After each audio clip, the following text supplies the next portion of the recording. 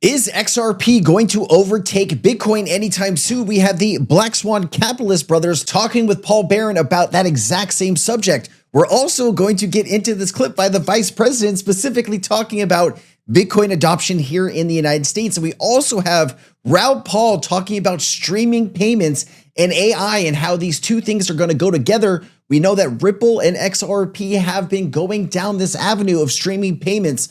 Lots to get to. I also have a ton of other news. This is going to be a spicy video. Let's go. What is your theory around XRP overtaking Bitcoin as a market leader? What do you think?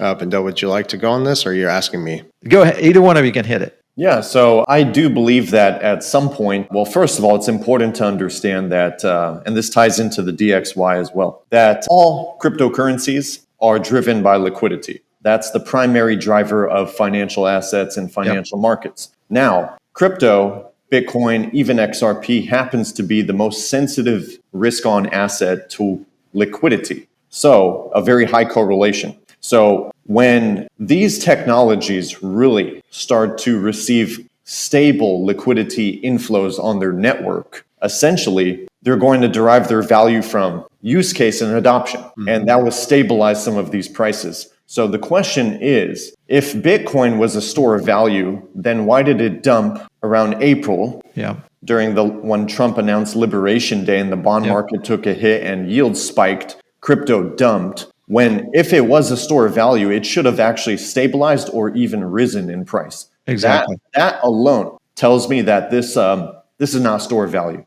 So gold actually rose that time. Really quickly here, I think it's maybe a little too early to peg if Bitcoin is or isn't a store of value. I think we need more information. I think we need more time, right? It could be in 10 or 15 years that Bitcoin is a digital store of value for the world. But at this time, when it comes to limited adoption here in the United States because of regulation, right? Institutions are finally starting to step up.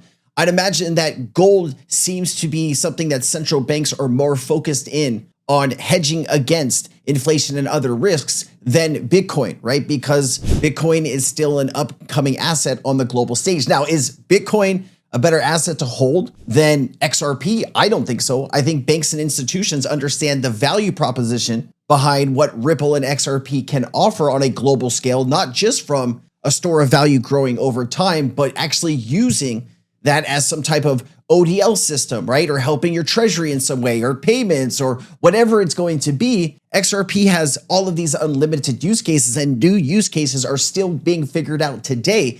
Bitcoin, they've pinned themselves to just being whatever this digital store of value. So just my thoughts when I'm hearing this. Is if we're talking about store of value, 16 years is not enough history to determine whether something is a store of value or not. True. I mean, Bernie Madoff ran his Ponzi for almost 20 years. So I'm not saying that's the case here, but I still think it's too early to determine whether Bitcoin will even be a store of value in the next 30, 40, 50 years. Because 16 years is too early. We don't even have regulations. Yes. And I don't think any country in the world is going to make an asset a store of value while still playing the game of we don't know who created it. Brilliant. The truth is they were behind it. Intelligence agencies, some of these venture capital firms funding it with the central banks. All the breadcrumbs and the trails are there that support that thesis, that theory. So I believe at the end of the day, some of these technologies will begin to stabilize over time and not behave like a risk-on asset as they are today. And that will come from real network adoption and utility over time. It doesn't happen overnight. It's a gradual process. Now, I believe when that time comes, if Bitcoin doesn't have any real world utility in terms of what it was supposedly designed to do, every narrative has fallen apart. Store of value, that's not. All right. Hey, this interview is probably a good one. If you guys want to watch the whole interview, of course, Paul Barron's channel will have that whole interview. I'll have more clips from this, but really good conversation. Now, I thought this was an interesting clip to have back to back. Here is JD Vance, who's the Vice President of the United States, talking about Bitcoin as a strategically important asset for the United States. Check this out. I actually think that where Bitcoin is going is as a strategically important asset for the United States over the next decade. It's one of the reasons why President Trump, with the help of our great AI guy, David Sachs, it's one of the reasons why we started the Bitcoin Reserve, because we want to start to put in motion the strategic importance of Bitcoin for the United States government. We know that the PRC doesn't like Bitcoin. The People's Republic of China doesn't like Bitcoin. Well, we should be asking ourselves, why is that? Why is our biggest adversary such an opponent of Bitcoin? And if the Communist Republic of China is leaning away from Bitcoin, then maybe the United States ought to be leaning into Bitcoin. And that's one of the things that we're going to be doing. So this is what happens when you have basically Bitcoin maximalists running the playbook for the Trump administration. People like David Sachs, who all of his friends are pro Bitcoin. They're really not into XRP or other altcoins, right? And you start to wonder how much of that influence has soaked into the president and vice president. And we're hoping that they can get away from this, right? If you are getting into something because you think a country isn't into that thing, instead of saying we're going to go all in on this, that, China or Russia or whatever is against, like, what is the plan here? Are we just doing it to spite these people? Are we doing it because they don't think it's a good idea? Why don't they think it's a good idea? Are we looking at these things? Are we trying to understand these things? This is what I worry about deeply. And you would hope there's some really smart people who are not full-blown Bitcoin maximalists, because listen, they're in Congress, they're in the Senate, right? They're spending tens of millions of dollars on lobbyists to make sure the vice president say nice things about Bitcoin. That does worry me. All right. It's great to have crypto regulation adoption, but when we're using Bitcoin strategically important, if it's just a store of value, are there other assets that do more, right? That is the thing that I'm praying that our leaders here in the United States figure out really quickly.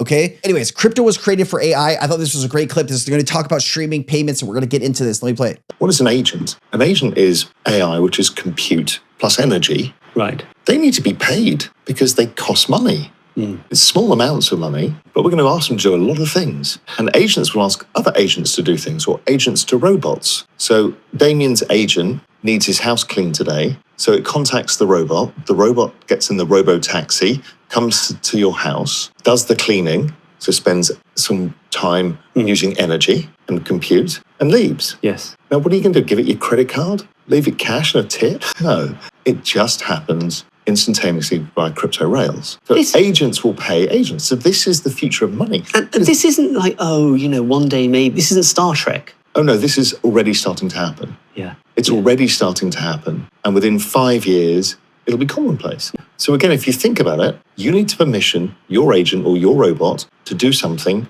which will employ others to do the task, of which they need to be paid micropayments. Yes. You're not going to, they're going to send you an invoice? Yeah. That's how the world works now. It's so dumb, right? So what you do is you permission your agent to do certain things on your behalf, and it takes that proof and goes out and does it. Okay, so if you're not kind of familiar with what he's talking about here, we're starting to see different AI agents being able to do all kinds of different things, from being your assistant to answering your emails and doing transactions and buying stuff for you, all kinds of different things. All of these different use cases you're seeing with AI agents. And we do a lot of these interviews with AI founders actually on my live streams. If you're interested in any of this stuff with AI agents, we've interviewed a ton of builders in this exact space. And it's super interesting. I've even built Crypto Sensei AI bot that, does posts and different things for me. And it's actually really cool. But what he's talking about here is, if you have a digital robot that is going to come to your house to do a service, clean or whatever it is, right? How do you pay that robot, right? You're not going to issue them an invoice. You're not going to give them cash, right? There's not going to have a little slot where you stick a $5 or $10 in like it's a video game. You're going to stream a payment to that robot for that service.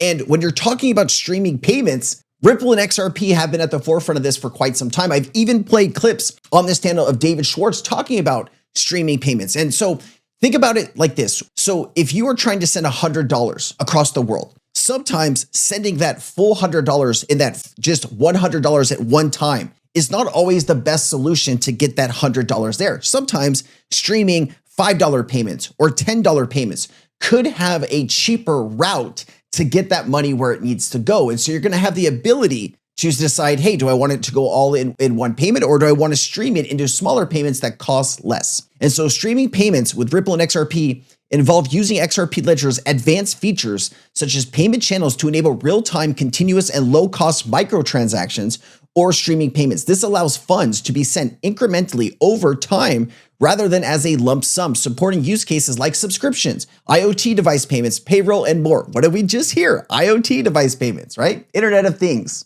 Interesting. Also, let's get a little bit more detail here. Ripple's technology supports payment channels on the XRP ledger, which enables asynchronous payments that can be divided into small increments and settled later. A payer creates a payment channel to a recipient with a specified amount allocated. The payer can then incrementally make payments to that account without needing to submit a new on-ledger transaction each time. This mechanism keeps fees low and speeds up transactions by avoiding constant on-chain settlement for each incremental payment. It's ideal for streaming payments where funds are moved continuously or frequently over time. And it does talk about some additional features and benefits. Also, moving past this, Citi, right, posted this. This is Caroline Pham, who is the acting CFTC chairman or chairwoman. Podcast uncovers crypto stablecoins, the future of digital money, and the importance of regulatory clarity to enable crypto innovation. Like this whole thing is going together, right? Streaming payments, Bitcoin, XRP adoption, et cetera, stablecoins. Why is something valuable? It's valuable because we believe that it's valuable.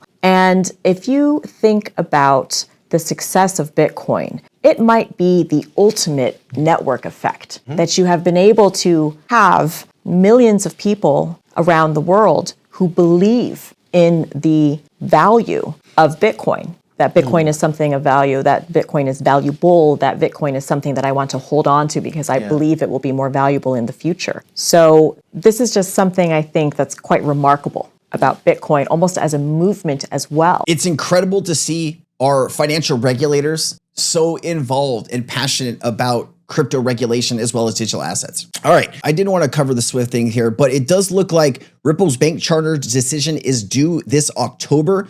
Usually it's 120 days from the signature and filing date here. We can see Stuart Alderati, 6/30/2025. It can be the shortest time, 120 days, but it also could take up to 9 months. So just to be clear here, there are people speculating in the XRP space right now that Ripple's bank license could be approved in October or at the end of October, beginning in November. I also went through Ripple's banking license application in a previous video. If you're interested in getting information on that, go to my YouTube, search on my channel, Ripple's banking license. The video should come up just to give you some quick overview here. Volume 1 of public release is now available. This application provides some clues about Ripple's intention and structure to be considered. First, and maybe obviously, Ripple is applying for a limited purpose OCC regulated national bank trust.